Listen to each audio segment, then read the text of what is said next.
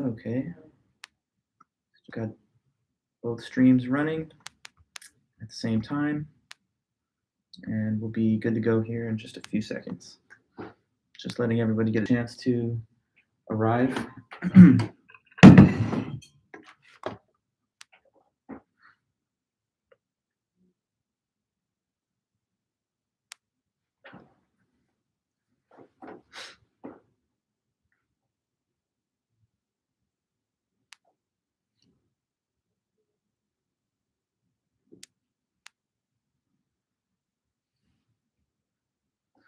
Hey, Thomas.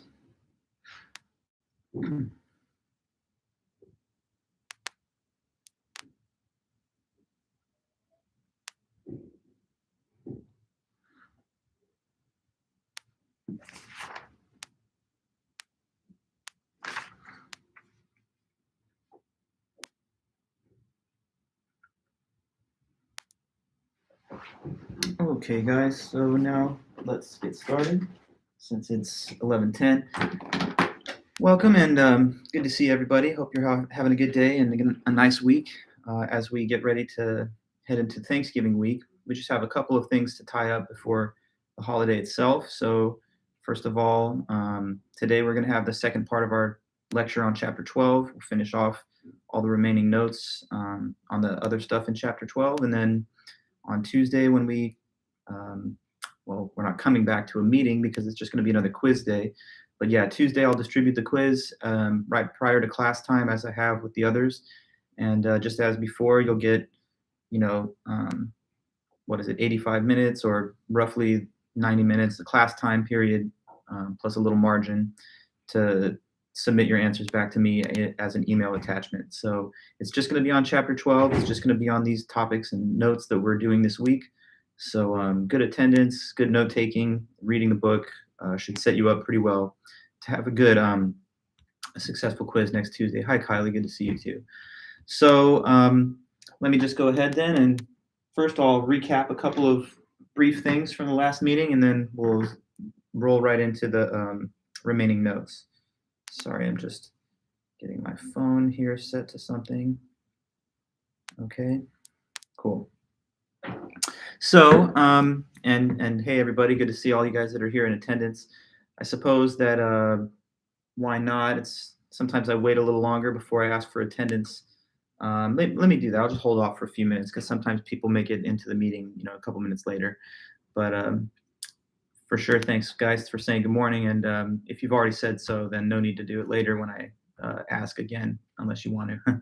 Okay, so science. We started off the chapter by just talking about what is the definition of science, and it is the process of reasoning from observable facts to testable explanations for the facts.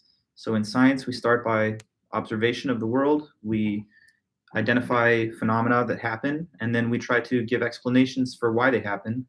And we hope to eventually make sure that these explanations can be tested to verify that they're accurate or that they're correct. So the goal of science is explanation to describe cause and effect relationships in the universe and in the world. And yes, Michael, good to see you too.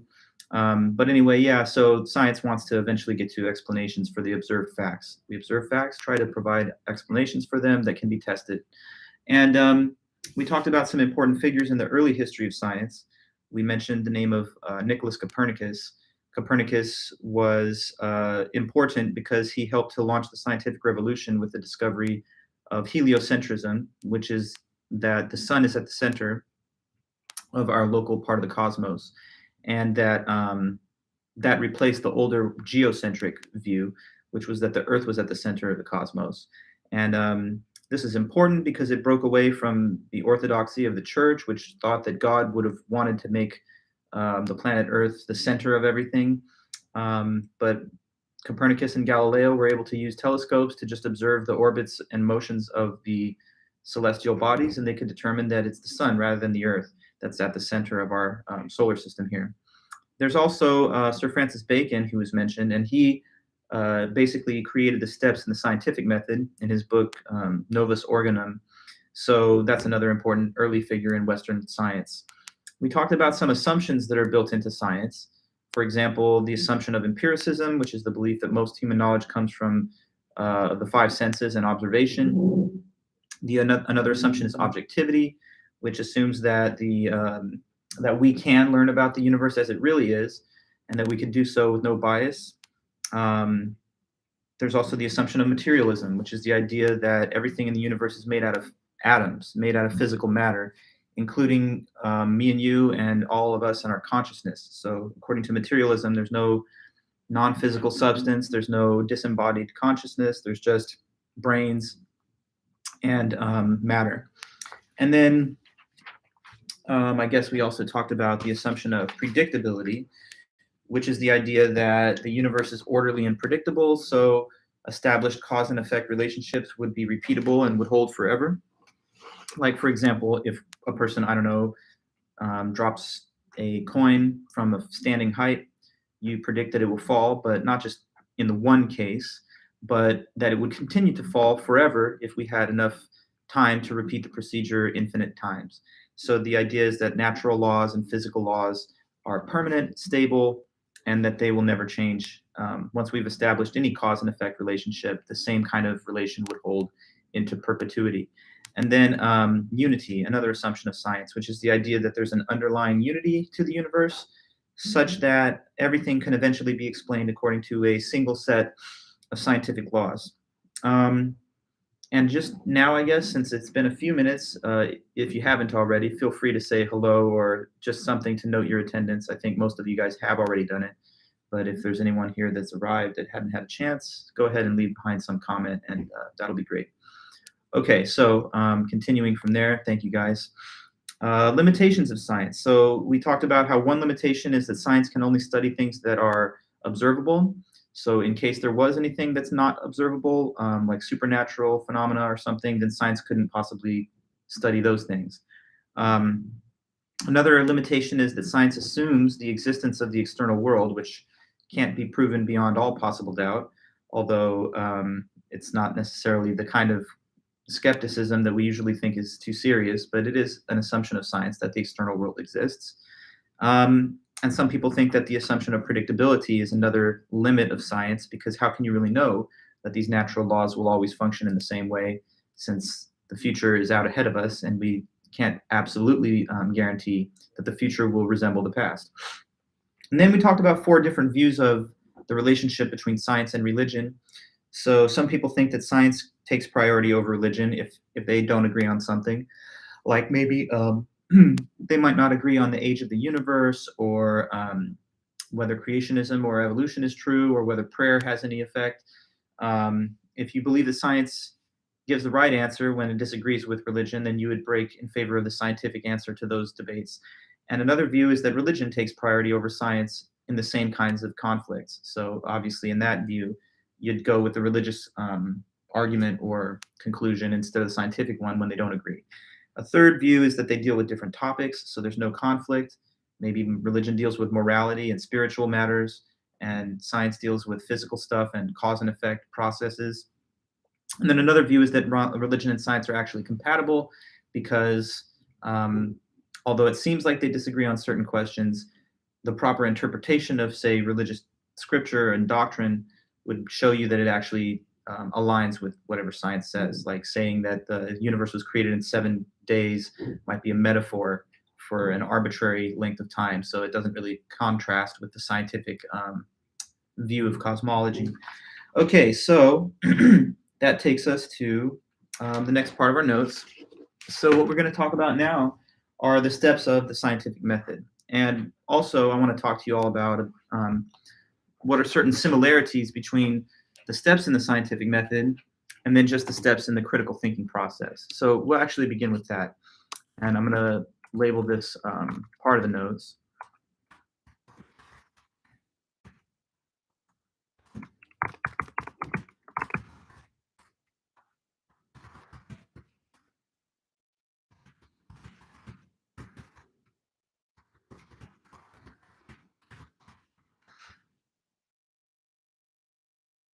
Okay.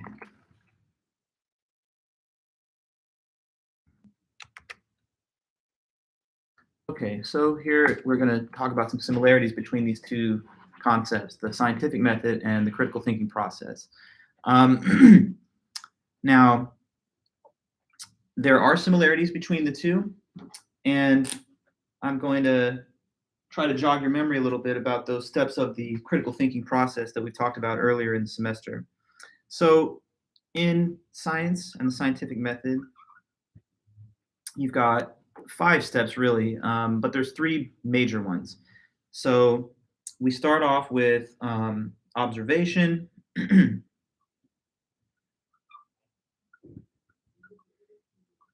which then leads to hypothesis, which then leads to experiment. Okay, so I'm just drawing this little diagram on this thing one time. I'm going to also type some of the things into the chat, but observation, you start off, you identify the world, you observe something that has happened, and you want to understand why. The next step is to create a hypothesis, which is an attempt to give an explanation why the observation event happened. And then finally, you move to an experiment, which is when you're going to try and perform a test to verify or to disconfirm the hypothesis. Now, that procedure is somewhat similar to the steps in the critical thinking process. Let me check on what we remember or what we can dredge up from our notes or the book. The critical thinking process has 3 steps also. It was something that we talked about way back in chapter 1. So maybe somebody will be able to tell me, what is the first step in that? Blank, blank, blank. Oh, not to worry. Thanks, Lisa, for letting me know. But I'm glad you're here now. Question for anybody here. The first step of the critical thinking process. 3 steps in the process. No, not that one, Alex. You're thinking of like argument forms. You're thinking of like, I don't know, chain argument or modus ponens. No, not the same thing. There you go, Jacob. So experience, interpretation, and then analysis. So I guess you just gave us all 3. Michaela, good. Experience is the first step. So let me write those 3 steps out. And then I'm going to explain how they bear similarities to the 3 steps of the scientific method.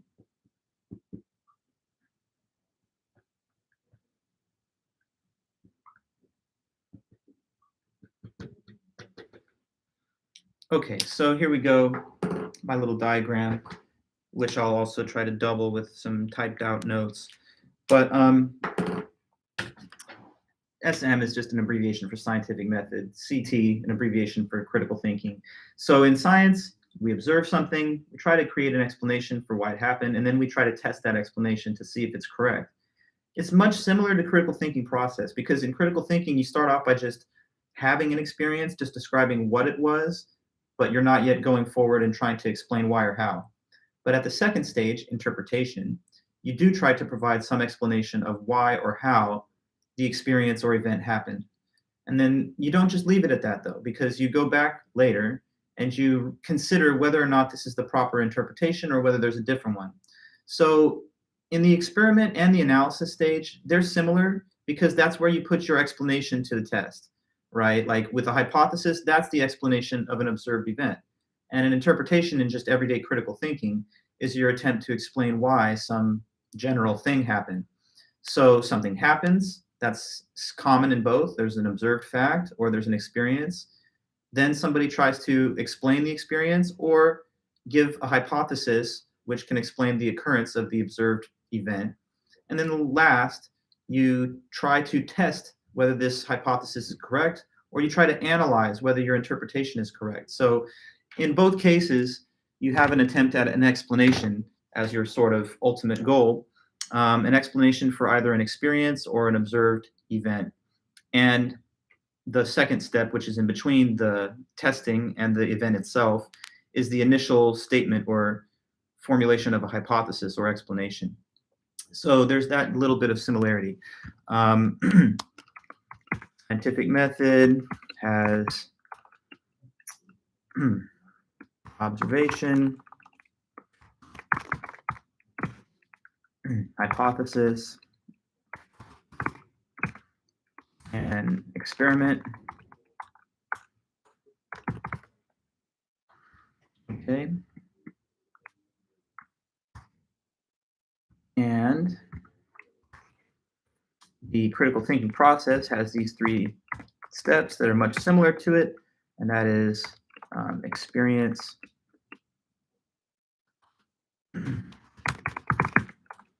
interpretation, and analysis. Okay. So just something to note, how there are these given similarities between the 2 kinds of method of investigating why things happen, either scientifically or in a general case. So, like, you get fired from a job, that's the experience. You try to interpret why it happened. Maybe your first instinct is to sort of blame everybody else. But then as you analyze the case further, you maybe assign partial responsibility, at least to yourself. In a scientific case, you observe something, maybe lightning striking. You then try to generate a hypothesis. What is the root cause of the phenomena of lightning? And then maybe you can perform an experiment to see whether or not the conditions claimed in the hypothesis to cause the thing really do under controlled, like, laboratory settings or in a real world setting. So next thing to talk about, everybody, are the steps of the scientific method, but we're going to go through them in much more like piece by piece detail. In this first little opening gambit to our notes today, we've talked about the scientific method as having 3 major steps, and that's true, but there's fully 5 of them, and we want to go through them one by one to make sure that we understand each step in full detail. So step 1 of the the scientific method. Let me create a new header for this next part.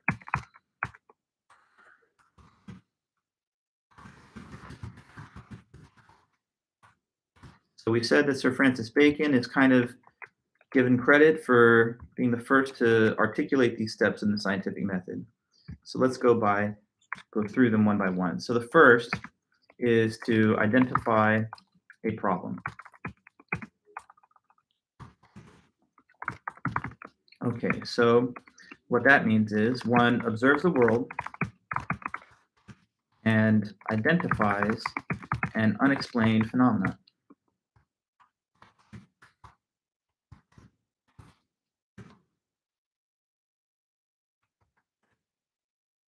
Okay.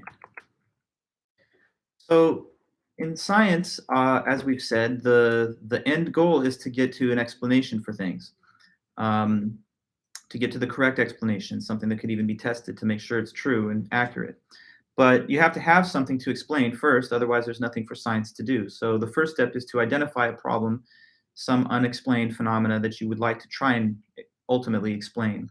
So it could be any number of different things. Here's just an example that the book mentions, and we can use this as one given example. So right now in the world, there's a phenomena going on where a lot of bees are declining in number. So the term used for this is bee colony collapse disorder. It seems like sometime right around the turn of this current century and continuing on to the current day, we've noticed a lot of bees globally declining in their numbers. And you can say that's something that happens, which is unexplained. We don't exactly know why. So we'd like to know why. And that's one example. I don't know. Another case could be going back a little further in time. Someone does see a volcano erupt and they don't know why it happened. There's just lava shooting out of the mountain and they're like, why? But the first step is to just identify this event happening so that you can then proceed from there to try and generate some explanation. And I'll just read a few things from the book on the same so you can stay in touch with the textbook editor's way of putting these points. She says, identify the problem. The scientific method begins with the identification of a problem for investigation. This requires good observation skills, an inquisitive mind, and the ability to ask the right questions. So they mention here, a problem may be brought to the attention of a scientist by a government agency, by a politician, or by concerned citizens. For example, in 2006, beekeepers in both North America and Europe began noticing that their honeybees were disappearing with reported losses of as much as 90%. More recently, a string of more than 1,000 earthquakes in Oklahoma and Texas prompted a study of a possible relationship between hydraulic fracking for oil and natural gas in those areas. So when something's happening in the world and we're not sure why, we turn to science to try and ultimately provide our scientific explanation. But the first step is to just observe the world, collect facts, and then we can step to the next phase, which is trying to create an initial hypothesis. So that's step 2. Develop an initial hypothesis.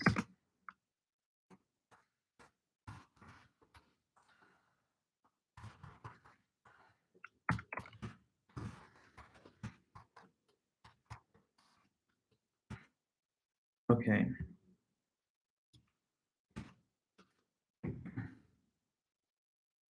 Sorry. So developing an initial hypothesis. Here's what that is all about. Um, so a person makes an educated scientific guess to try and explain the occurrence of the observed phenomena at step 1. So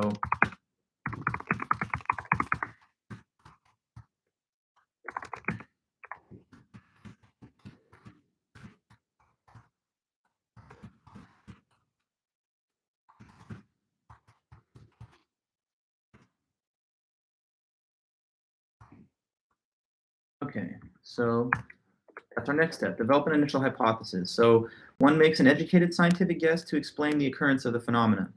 That's what a hypothesis is. And just so that's not lost on us, I'm going to make sure that's clear and put it in the chat as well. Just the definition of hypothesis overall.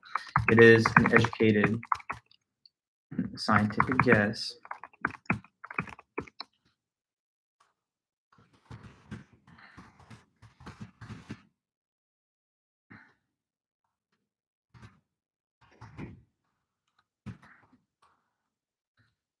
sorry here, got just a little typo issue. Okay. So yeah. So take, for example, the case of these bees dying off, the bee colony collapse thing. Why is that happening? You could perhaps have educated scientific informed speculation on the case. So you could think, well, maybe it doesn't have to do with changing weather patterns caused by global increase in temperatures. Is this interfering with the life cycle of the bees? Does it have to do with perhaps pesticides that are being used in some parts of the world? Could it possibly be that there's some people speculated or hypothesized that it could be due to the rise of cell phone tower radiation? This seems to have started happening right around the point in time where the use of mobile phones became much more widespread. So some thought it might have to do with the type of cell phone radiation that cell phone towers put out. Does this interfere with the life cycle, mating, or otherwise of honeybees? So notice here, though, that these are just initial hypotheses. This is not like once you just state the hypothesis, you don't just say, okay, we're done. So now that's the scientific answer. You have to, of course, take it a step further. You're going to have to eventually test the hypothesis. But before we get to that point, there's still one more step. At least in the book, they include this third step. I've noticed that this is not always essential in every description of the scientific method, this third step, but for total comprehensiveness, the book adds it in. And so here's what it is. It is to gather additional info and refine the hypothesis.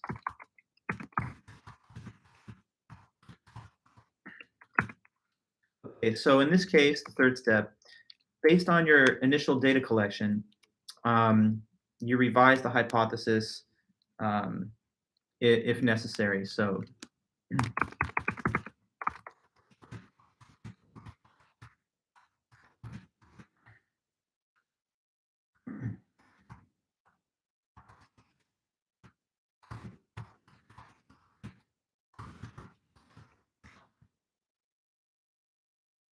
okay, sorry, here we go. Third step, gather additional info and refine the hypothesis. So the thing about your initial hypothesis is that sometimes once you start actually preparing to perform a test on it, you notice that it needs to be edited or slightly altered to make it a little more narrow, a little bit more tight and focused. So like, for example, in the cell phone tower radiation hypothesis of why the bees are dying off in big numbers, maybe a person is starting to try and gather additional information about this, and they start to notice that the statistical correlation between the cell phone radiation and the bees seems not to just be all cell phone tower radiation, but just like 5G cell phone towers. So now what started off as cell phone radiation is interfering with bees gets refined down to like 5G cell phone tower radiation is doing that. Here's another case. There's actually been a substantial increase in youth and teen depression and suicide rates if you compare it against like prior generations, millennials and Gen X and baby boomers. Seems like the Gen Z group is having a little more issues with depression and suicide, sadly, and that's a problem. So one might wonder, why is that happening? What is it about this current group that leads to that?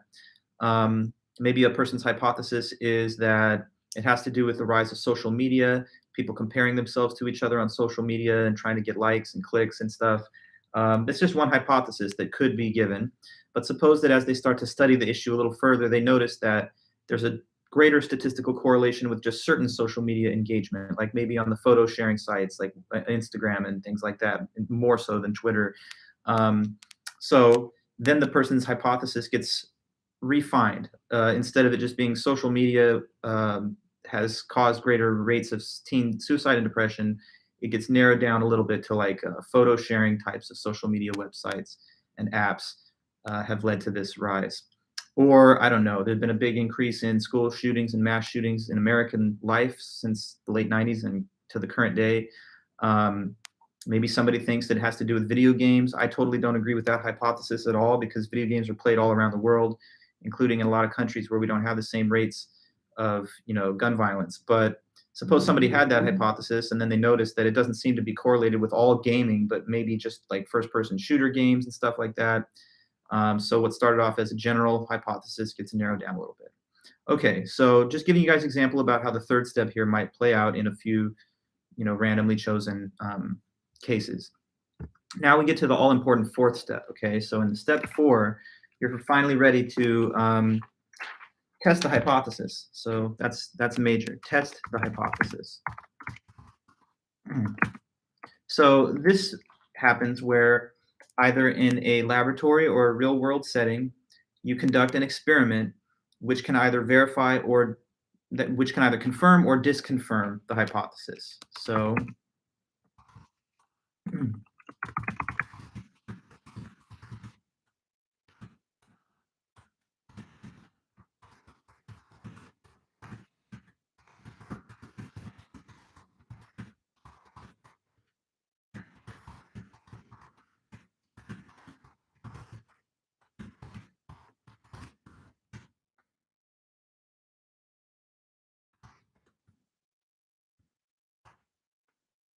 okay, test the hypothesis. So regardless of whether you're doing this in a real world environment or you have a controlled laboratory setting, you basically set up some type of experiment, and the point of it is to either gain evidence that the hypothesis is true, or perhaps the experiment will show that it's not the correct hypothesis. But you have to test it. That's important. The hypothesis is just a guess, really, until you test it. So let's ask this. Suppose that somebody was trying to test this hypothesis about cell phone tower radiation being the cause of bee colony collapse. What possibly could they do to experiment and see whether that's the case? Just sort of, we're not going to have to get into too many details, but in the big picture, how do you think that might go? Let's just see what your intuition or insight is here. So we're going to try to perform an experiment to see whether it's cell phone tower radiation that's causing harm to the bees. How do you think that a person might, in general, perform an experiment to see if that's the right answer? Let me know. Just whenever you're ready, but I know it takes a minute to either type or collect your thoughts, but you have to give me something. So it's not too hard, I don't think. What do you think would be the way of testing that? Okay, so Michaela, you say have a lab setting with cell phone towers near the bees, then one setting without cell phone towers near the bees. Good. So you have like a dependent and an independent variable, and you have a control group. One group is exposed to the dependent variable, which is the cell phone tower radiation, and then the other one is not. So you could perhaps have like 2 separate bee colonies in some kind of controlled setting. Maybe one they're like in they're separately housed with beekeepers, and we pump one of them full of a bunch of cell phone tower radiation, and then we leave the other unaffected. And so if the hypothesis is correct, what we should expect to see is that the control group that is being affected by the dependent variable, the cell phone tower radiation, that group should start to decline in number. But it's not a given that your hypothesis will be verified. It might be that you run this experiment and there's no measurable difference between the rate of decline in either of the two groups. Then you would have to say my hypothesis wasn't correct, and we got to take some steps backward in this method. At one time in history, this is actually an important anecdote from early science. So people in Europe at one point who saw like rotten food that had been discarded and that it had then been overtaken by like maggots and whatever pests as it was going into decomposition.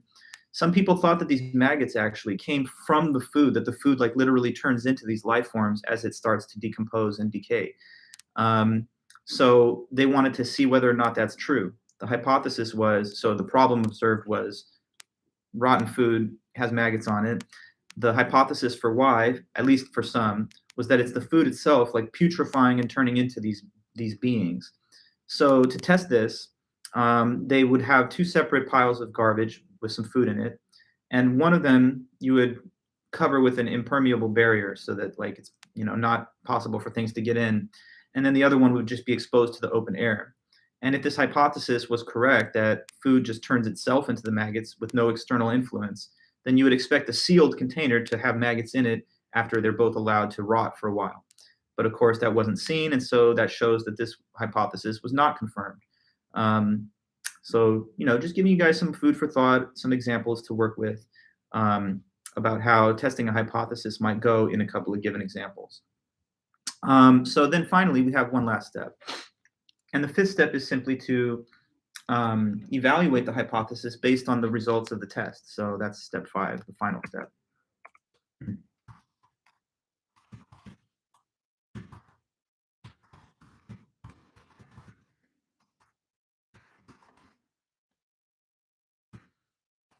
So evaluate the hypothesis based on the test results. So if the experiment confirms the hypothesis,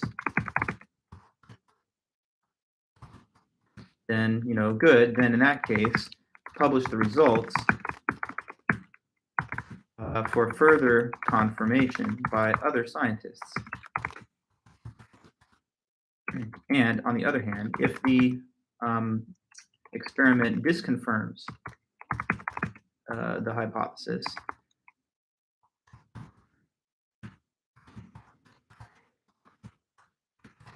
then in that case, go back to step, let me ask you this. Before I just put it in the chat, let me kind of test your intuition here. If the experiment did not verify the hypothesis, if it disconfirmed it, then you'd have to go back to what step you think? You see the steps listed out here. So which one do we go back to if we don't get the verification we were looking for at step 4?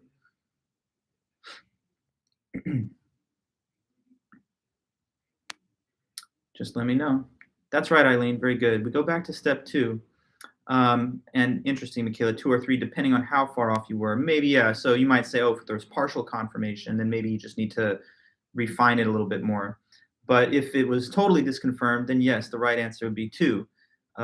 Because the problem's still there. You still haven't explained why it's happening because you had a failed hypothesis that the test didn't verify. So the problem's still waiting for an explanation. So it's time to try a new hypothesis and run through the steps again until eventually we hope to get a match between the predicted results of the hypothesis and then the actual results of the experiment. I should say the experimental results predicted by the hypothesis should match the actual experimental results once the test is done. So if the experiment disconfirms the hypothesis, then go back to step 2 and repeat. Okay.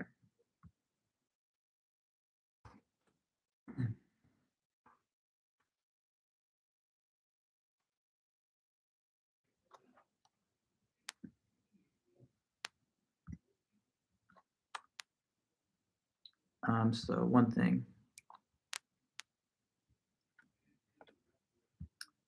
The YouTube chat, I have to break that into 2 comments because it's too long.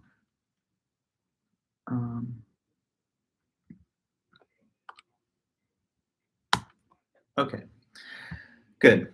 So there you see. So in the first case, maybe your hypothesis was confirmed by the experiment. So like in the case of say the bees or whatever, um, you pumped one control group full of a bunch of this cell phone tower radiation, and you're starting to see them die off in the predicted rate. Now that seems like it's an accurate explanation for the phenomena. So you publish this study, and then what you're hoping to see is that other scientists now who see your research will be able to run a similar experiment in their own independent settings, and that they'll see the same results. So replication is a very important part of science. Just one successful study is not usually enough to develop a scientific consensus. So we then put the results out there to the scientific community, and if they can be replicated over and over again by people in slightly different settings, then that seems to be the right answer. On the other hand, as we've said, if it didn't get confirmed, then it's back to the drawing board, sort of, back to step two, and let's try a different hypothesis until we get a match between its predicted result of experiments and then the actual result of the experiments. Let me read a little bit on the book from that. And it just says here, the last step in the scientific method is to evaluate the hypothesis using testing and experimentation. If the results or findings do not support the hypothesis, then scientists reject it and go back to step two, come up with a new hypothesis, and repeat the process. The scientific method is ongoing. Old hypotheses and theories may be revised or discarded in light of new evidence, or be replaced by hypotheses with greater explanatory power. After 4 years of research into the cause of honeybee colony collapse, a 2010 study at Penn State College of Agriculture found unprecedented levels of a particular pesticide chemical in honeybee pollen and hives. The current hypothesis has been expanded to include multiple causes, including new and emerging pathogens, bee pests, stresses such as the invasive varroa mite, and other emerging diseases and environmental stresses due to human activity. So now I guess we've got a good, clear sense of the steps in the scientific method. And these simple or to some extent complex steps are the core and the basis of all scientific research, all technological innovation, medical breakthroughs, and the like. So it's interesting to know that just by using reason, observing things, creating reasonable explanations for why they happen, and then eventually testing them, we've been able to build so much structure and success for human beings in this world.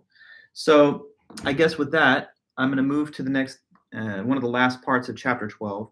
The next part of it talks about qualities of a good scientific theory or hypothesis. So let me create the header for that.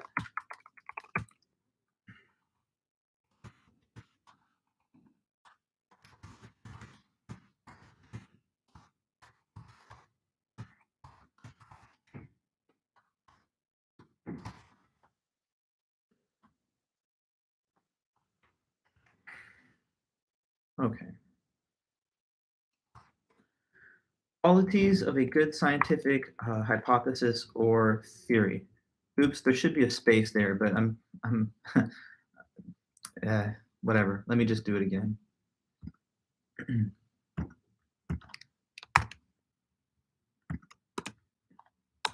Okay, and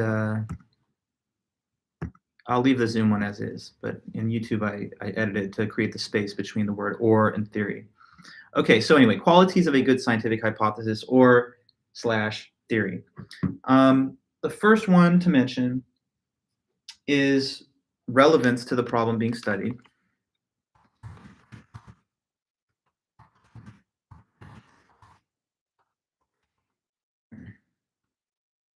So basically this means that the hypothesis must be related to the topic, to the phenomenon being explained.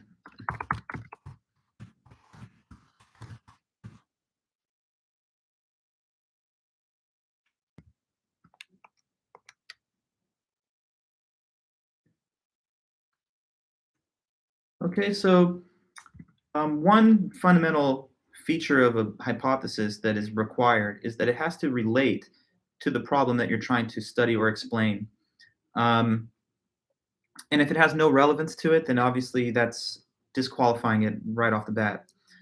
Suppose that I'm noticing there's a lot of hurricanes happening in the world with greater intensity in the past 20 years. And here's my hypothesis as to why. I'm saying, well, divorce rates have really increased over that same time span. And so more people are getting divorced. At the same time, there's more hurricanes happening. So I'm going to try and draw a connection between them. I think that the hurricanes are happening more often because of the divorce rate. But this is an irrelevant hypothesis because it's on a whole different set of topics. I mean, one is about weather and the forces of nature, and the other has to do with social facts about people making up and breaking up. And those two things can't possibly have an influence on each other. So at a minimum, the first basic principle is that the hypothesis has to have ballpark, connection or relevance to the problem that you're trying to study. And it's funny to see sometimes people put up these fake, scientific studies that discredit the scientific consensus, and they're not these alternative hypotheses are coming out of nowhere, and they're not relevant in many cases to the thing that's being discussed. Now, another quality of a good scientific hypothesis or theory is that it should be and it should remain consistent with other well-proven theories. So consistency with other well-proven theories.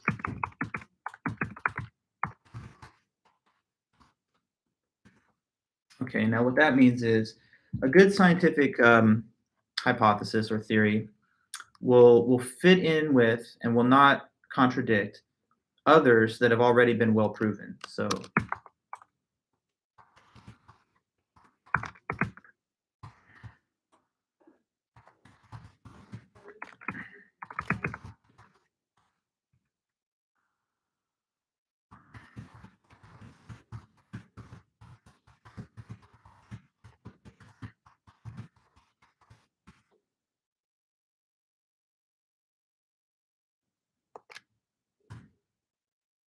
okay. So consistency with other well-proven theories. A good scientific hypothesis will fit in with and it won't contradict other theories that have already been well established in the past. So, all right. What science is, you can think of it almost as like a big jigsaw puzzle, to use a sort of metaphor, because all the pieces of scientific knowledge are supposed to fit together to form a bigger picture. So you're not supposed to have like a new hypothesis arrive on the scene, which doesn't fit with what's out there already. If it contradicts these other theories or it goes against them, then that's usually the mark of a bad hypothesis because we're supposed to build these theories on top of what's already been established before. Science, we usually don't think of as each new generation just erases the work of the previous generation and creates something new. There's a saying in science that each new result is built on the shoulders of giants. So, like Einstein's work draws from Newton, even though it's different from that a little bit. And the work of quantum physics derives some insight from the relativity theory of Einstein. And then even Newton himself referred to work of Kepler, Galileo, and others. So basically, a new scientific hypothesis should fit in with, and it shouldn't rule out or invalidate other things that have already been well proven. As an example, I don't know. Suppose that I'm seeing Christmas gifts under my tree, on Christmas morning, and I'm like, well, how did those get there? And my first hypothesis is Santa Claus, the mythical gift giver from the North Pole, he brought them to me. And he brought them on this sleigh, that he flies around in the sky with to deposit presents for all the people on Christmas Eve or Christmas night, morning, whatever. Now, that's the hypothesis. But imagine what would have to be false. Imagine how many well-established scientific theories would have to be false for this to be true. First of all, it would have to completely overturn everything we think we know about the behavior of reindeer, because as far as we know biologically, these are just terrestrial mammals, and they have no mechanism of flight that could possibly support them being up in the air like that. So it violates various laws of like thermodynamics, biology, for that to be the explanation. You'd also have to wonder how it's possible for him to store all the goods in a vessel that's just the size of a sleigh, and how he could possibly transport himself using the sleigh to all the corners of the earth on one given night. So it would violate all kinds of other laws of physics. Therefore, it's not a great hypothesis. So a good hypothesis matches with, fits in with, does not invalidate other things that have been well proven before. Now, I got to say one thing about that, though. There can be exceptions to this, but they're very rare. It's possible sometimes to have a whole paradigm shifting revolutionary hypothesis that does invalidate something from the past. But that's the exception, not the rule. And for that to be the case, there has to be overwhelming evidence to contradict the status quo of the scientific consensus view. So anyway, then, with very few exceptions, it's a good thing when a new hypothesis matches, fits in with, does not contradict the others that have already been proven in the past. So here's the next quality then of a good scientific hypothesis slash theory. What is called simplicity. And sometimes that is also referred to by the phrase Occam's razor. So let me put that in here.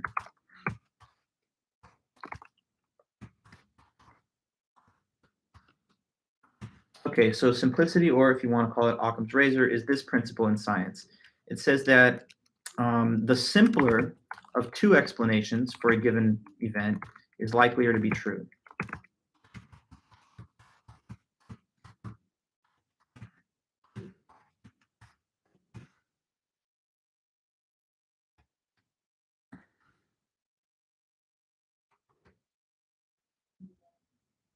Okay.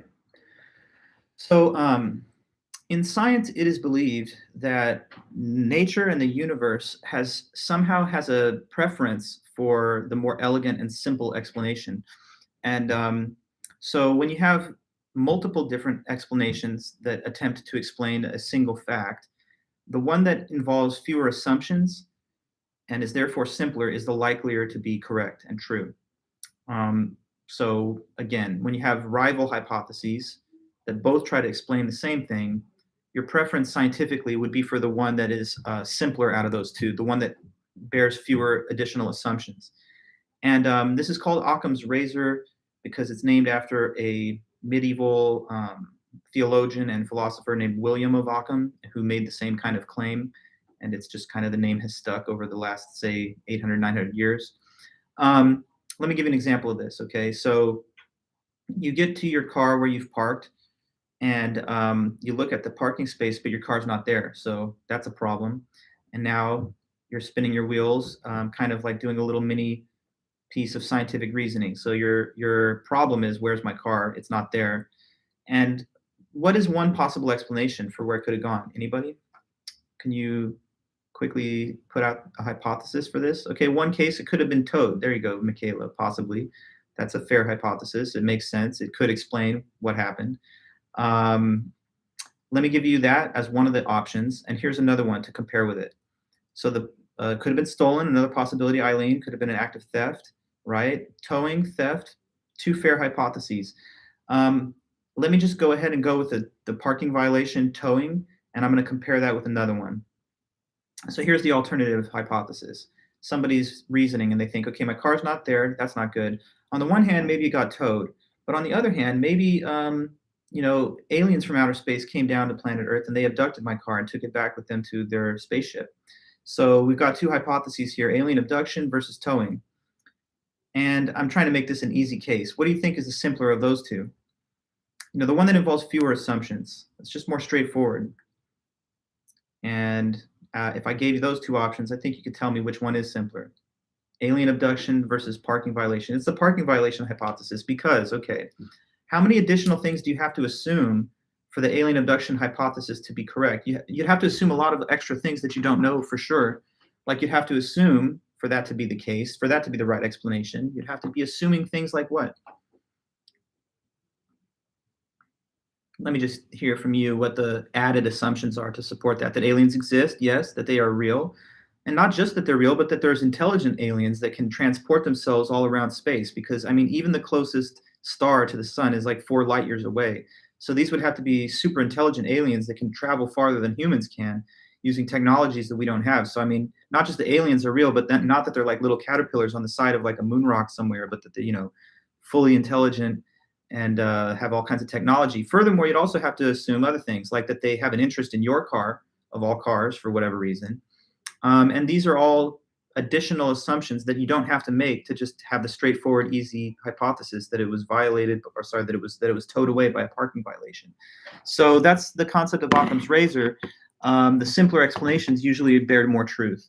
And let me read a little bit from that in the book. It says here on 397, if rival hypotheses or explanations satisfy the basic criteria, scientists generally accept the one that is simpler, a principle known as Occam's razor, named for the medieval philosopher William of Occam.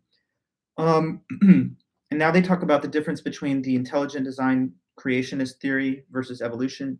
It says the great majority of scientists reject intelligent design theory because, among other reasons, the theory of evolution is simpler because you'd have to assume the existence of a supernatural being and that they have a special connection to the planet Earth and a relation to the universe. Does not need it to be assumed for the case of evolution. The process of evolution alone, scientists argue, can explain the gradual development of complex organs such as the human eye, beginning with light-sensitive cells that primitive organisms possess. There's no need to add the idea of an intelligent designer to the process. Okay, so overall in life, when we are making judgments about what the reason for something is, what the explanation for something is, it's better to take that simpler hypothesis. In a way, I think sometimes about how like conspiracy theories violate Occam's razor, because when there's a conspiracy theory, there's always an official theory that it's compared against. And the conspiracy theory is usually a lot more wild and weird, right? So like we see someone on the moon, the normal hypothesis is that, we have achieved space travel and we've been able to place astronauts on the moon using the technology we built. But for the conspiracy theorist hypothesis to be true, that this is done in a movie set or something, we'd have to make a whole bunch of additional assumptions about why we are being deceived, why it is in someone's vested interest to prevent us from knowing the fact that people don't go to the moon, and all the rest. So in general, Occam's razor is a good principle to use as you think about what's reasonable to believe in terms of explanations. Now, last thing I would say, though, is it's not absolutely impossible for the more complex explanation to be correct in certain cases, but if you're just playing for the odds, probability-wise, it's likelier that the simpler one is true. Okay, that's why we use the word likelier rather than absolutely must be the one that's correct. Okay, good. So that's another concept or required feature of a good scientific hypothesis or theory. The next one is falsifiability.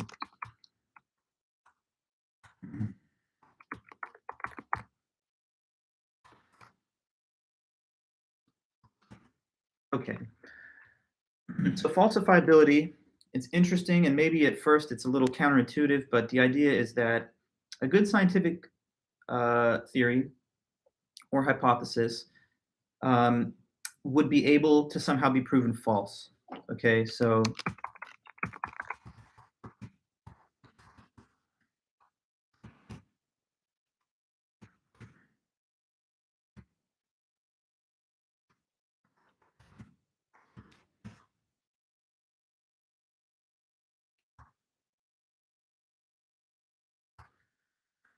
now you may look at that and wonder, how is that the case? Because isn't the whole point of science to prove these hypotheses are true? Yes, it is. Falsifiability does not mean that the good hypothesis, is false. It just means that you know what would have to be demonstrated in order to prove that it's false. So if you don't know how to falsify a hypothesis, then there's no possible way to test it. Because in testing the hypothesis, you're checking to make sure that it does not get falsified. So you have to know what would count as an instance of falsification in order to gain verification, right? So like in the case of the honeybee thing that I was talking about earlier, that is falsifiable, that the hypothesis that it's caused by cell phone tower radiation, that's falsifiable because we can imagine running an experiment where the cell phone tower radiation does not have any effect on them. And then that would show that the given hypothesis was incorrect. But if we don't even know what would count as a falsification, then we couldn't perform a test, because the test means at the end you look to see whether falsification happened or not.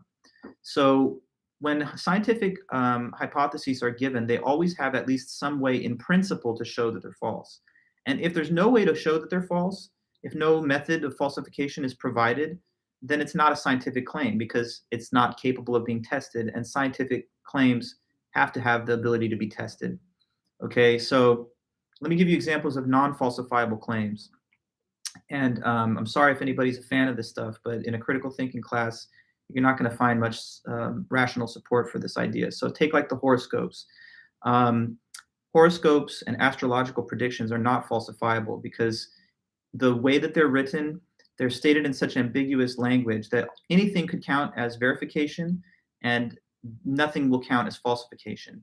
There's no experiments conducted on these claims, and nothing would ever be given that could possibly count as an instance of the claim being false. So like if it says something vague like, this week you'll be visited by a friend, And then you're like, well, you know what? I don't think that happened. The astrologist will say, well, you just haven't been paying close enough attention to the details of your life. That little bird that perched on your window that was singing yesterday, that was what the statement really meant. And so now nothing can possibly be given that counts as falsification. So it's not a scientific claim. Scientific claims can be tested under controlled settings, and at least in theory, there's a way to prove they're false. But if there's no way to prove a claim is false, it's not a scientific claim, even if it's a claim that you like or that you find interesting. Another example of non-falsifiable claims can be given, it's mentioned in the book, about the work of Sigmund Freud. So I don't know if a lot of you guys have heard of Freud, but he's regarded as one of the important forefathers of modern psychoanalysis and psychiatry, and he did have some important contributions, like the idea of the subconscious and stuff like that. But he also had a lot of very weird kind of out there views that are not scientific, that are maybe the product of him doing a lot of cocaine and stuff. But he said stuff like this, little boys, when they're children and even infants, have like a latent sexual attraction to the mother figure, which he called the Oedipus complex. And he thought that that plays out in adult life, where the man now will try to find a woman and is attracted to a woman that in some sense is similar to the mother.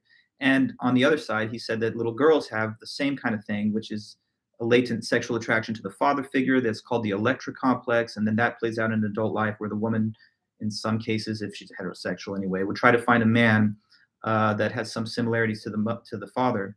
But these are not falsifiable claims, because if you say to a Freudian, that's totally false, I have no at all degree of sexual interest in my parent, they would say, oh, well, you don't think you do, but you've repressed it into your subconscious mind, and that's why you don't think so. So there's no way then to disprove this claim, and therefore it's not a scientific claim. It says so here in the book. So a hypothesis or explanation should be presented in a form that is testable. In addition to being testable, an explanation must be able to be falsified. Philosopher Karl Popper pointed out that logically, no number of positive experimental outcomes or observations can confirm a scientific theory. However, a single counterexample is logically decisive, since it proves that the theory is false. Therefore, one of the main tasks of a scientist in testing a hypothesis is the search for falsification. For example, the hypothesis that all swans are white was based on observations of hundreds of thousands of swans, every one of which was white. However, that hypothesis was falsifiable, since it would take only one non-white swan to prove it was false, which happened when black swans were discovered in Australia. A good scientist seeks evidence and carries out experiments that might falsify his or her theory. And theories that are able to accommodate all challenges have a critical weakness, because they cannot be tested for falsity. For example, Sigmund Freud's theories about the Oedipus complex fail the falsifiability criteria, since if a man claims he does not have the complex, Freudians argue that he has repressed it into his unconscious. However, unconscious thoughts, by their very nature, can't be tested, at least using today's scientific methods. Therefore, there's no way of falsifying Freud's theory. If somebody believes in the paranormal and they say, oh, ghosts are real, and that's the explanation of these weird sounds I'm hearing at night, and you're like, okay, well, what experiment could I perform that would be, at least in theory, capable of proving this false? They won't say how you could prove it false. In fact, if you say, well, look, I'm here right now and I'm searching the house up and down, I don't see any signs, they'll be like, well, it's because you don't believe in the ghost, and the ghost only reveals himself to people who believes in him. Now, again, this is not falsifiable, and so the claim is being set up against the background of not being able to be disproven. Therefore, it doesn't count as a scientific claim. Okay, so we can go to the next. Aside from falsifiability, just one more quality of a good scientific hypothesis, and then we'll talk about pseudoscience for a brief moment. So there's also predictive power.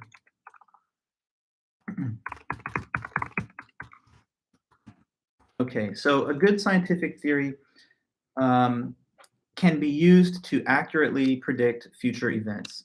So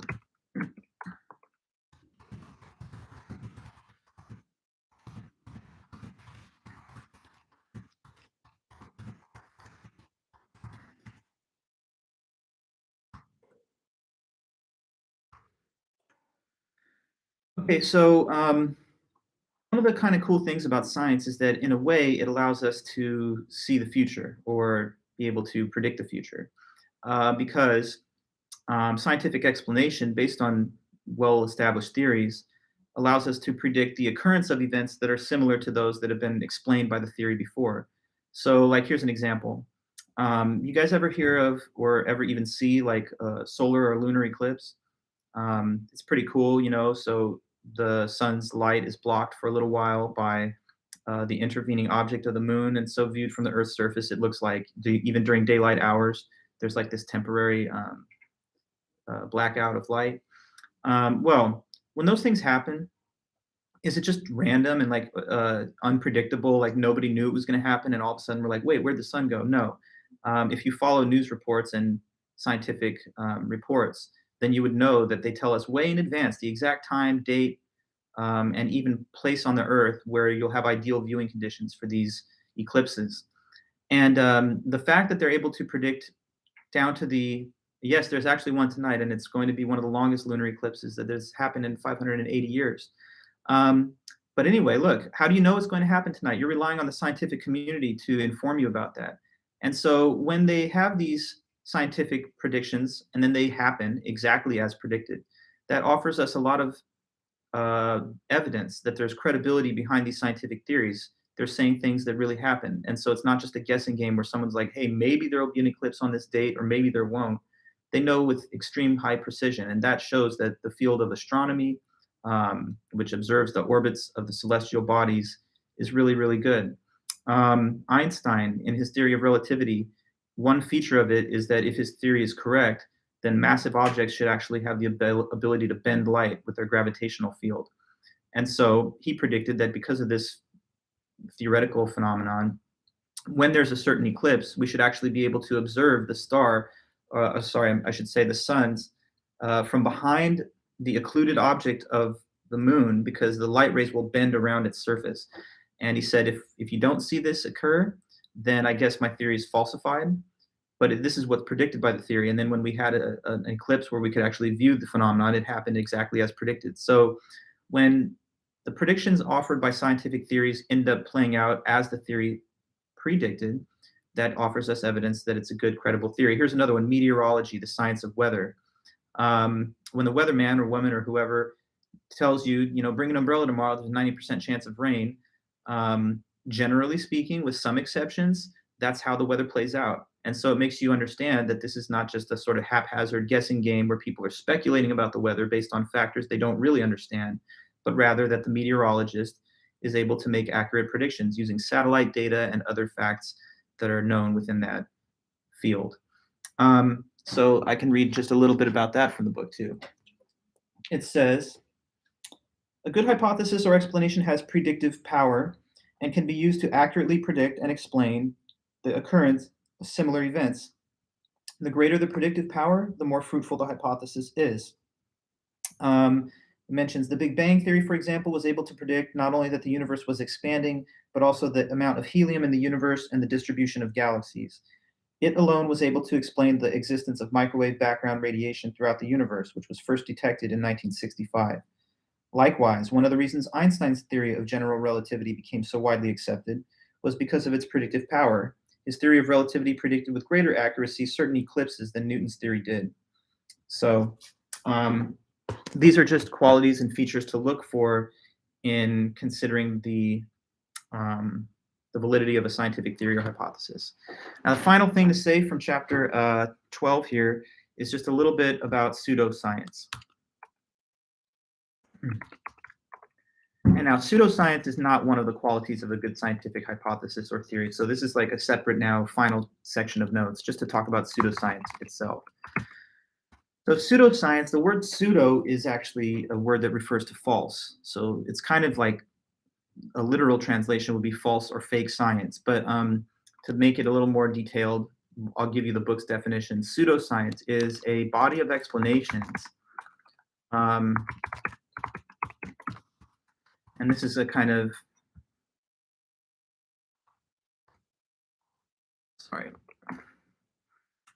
this is kind of a creative use of words, but they say a body of explanations that masquerades as science.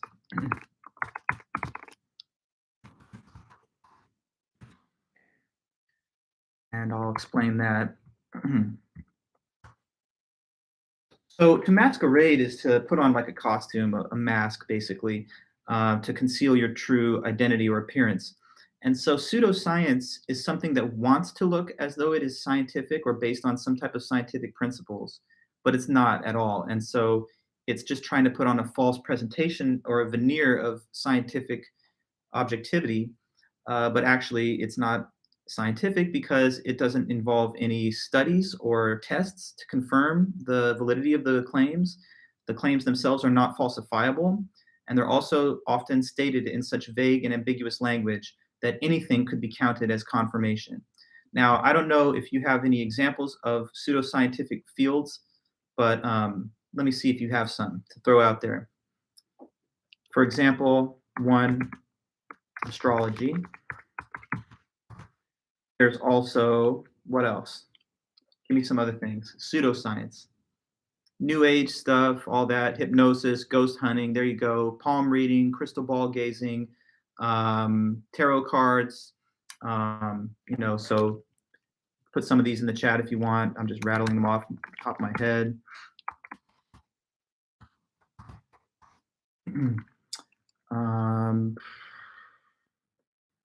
Yeah, I don't know about hypnosis, Michaela. I'm not 100% sure whether there's any scientific basis to that, but I guess it's if I did the research, I think I could agree with you. Crystal ball, psychic, tarot cards. Okay. Now, take the prophetic writings of Nostradamus.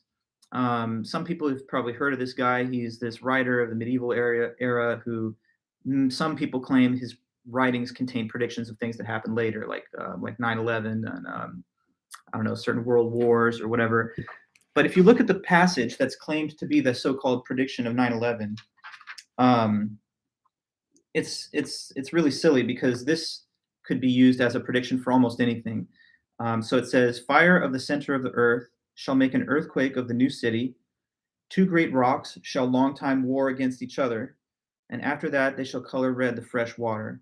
I mean, it just says something about two rocks, war, and red water. That could refer to any kind of conflict involving bloodletting in a city. So it's really not at all easy to say that that's a clear prediction. And what could count as falsification? There's no tests being given to demonstrate whether it's true. Let me read more from the book on this. So, pseudoscience is a body of explanations that, in an attempt to gain legitimacy, masquerades as science. However, unlike science, in which explanations are grounded in the scientific method, including observation, reason, and testing, pseudoscience is based on emotional appeals, superstition, and rhetoric. Astrology, psychic healing, numerology, that's another one, the study of numbers, like, ooh, unlucky number 13 or whatever, to determine supernatural meanings, tarot card readings, mind reading, all examples of pseudoscience. While scientific explanations and hypotheses use precise wording, those of pseudoscience are usually framed in such ambiguous language that it is impossible to determine what would count as verification of the hypothesis. Astrological descriptions, for example, are usually so vague that they apply to most anyone. You know, it's kind of fun, and I've done this as an exercise before. Just give a person a list of astrological predictions, but block the signs and ask them which one is theirs. It's very hard to say because they're all stated in the same kind of vague and ambiguous language. Astrological descriptions are usually so vague that they apply to most anyone. Because of this, their claims are not falsifiable. You know, a scientific claim has to tell you this could be false, and here is how you could prove that it's false in principle if it were.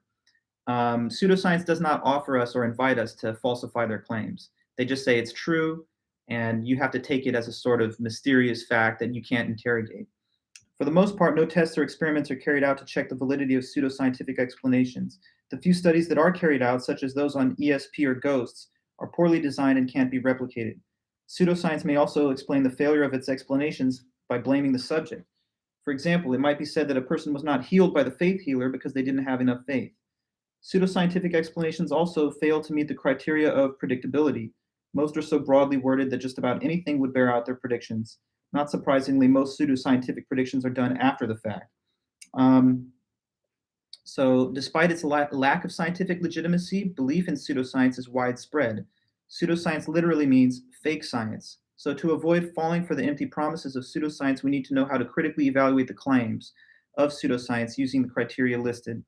We should also be aware of how cognitive and social errors can distort our thinking and make us vulnerable to the lure of pseudoscience. So a lot of times, you know, these pseudoscientific realms, they also are trying to take your money. You know, it's like, hey, behind a paywall, you get better predictions. Or, if you sign up for this service, then you're going to get like daily affirmations or something. And so a lot of this stuff is all based on a profit motive, which you should be able to see through for your own best self-interest. Religion is a pseudoscience, Brian? I don't know if I would want to say that. That's a bit of a controversial statement. I mean, after all, it's possible that there are supernatural things, and it's possible that religious claims are true. But yeah, I mean, is it pseudoscientific? It doesn't claim to be scientific at all. I think it's based on faith. It's based on divine revelation, scripture, doctrine. So this kind of takes us back to our earlier discussion about views between the religion of science and religion and science. To the scientific realist, you would say religion has no validity. It's not stated in a way that can be tested. But some people are just going to reject scientific realism if they see these conflicts happen. And then others will try to say, no, they're in separate domains. So religion really doesn't have anything to say that relates to science because it's a totally different topic. I don't know. I think that there are some reasonable arguments for the existence of God. Like the cosmological argument, I think, is a fair argument, which says that everything has to have a cause. So the universe has to have a cause too. But of course, those are arguments based on a priori concepts, like just pure concepts. They're not based on empirical evidence. So there is room for rational argument, but it's not based on the scientific method. So I don't know. I don't want to say like conclusively religion is false or that that it's pseudoscience or whatever. And even, when it comes to some of these other pseudoscientific fields, if it makes a person feel happy and it makes their life, easier for them or whatever, maybe then there's some value to it. But I often find that people who are willing to believe things that are irrational in one area will ultimately be willing to believe things that are irrational in all kinds of other areas too, ultimately doing self-destructive harm to themselves.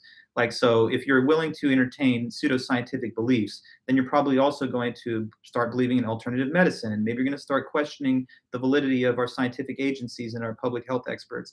So there's all kinds of, I think, spillover harms that come from just opening the door to like a world view that's not attached to evidence and test. But that's part of the reason that you're taking this critical thinking class. It's, I guess, part of my job to sort of reveal these standards, but it's all coming from our book. It's a widely accepted set of principles when we think scientifically. So I don't know. Alternative medicine, pseudoscience? Yes, it is. It definitely is. But sometimes there are like homeopathic treatments that can provide like a what do you call it, placebo effect, because sometimes a person can have psychosomatic effects based on their belief in the treatment. But oftentimes, well, Michaela, you're going to have to make a more precise claim there. Alternative means outside of the mainstream. So maybe you're using the word in a different sense than I am. But ancient medical practices is most of trial and error, and there's also a lot of stuff that people used to do that didn't have any benefits at all. You heard about people talking about like, let's look at your humors. Your blood has different humors. One of them is bitter. One of them is sweet. And they determine different like emotional states that you have. That's completely BS. None of that's true.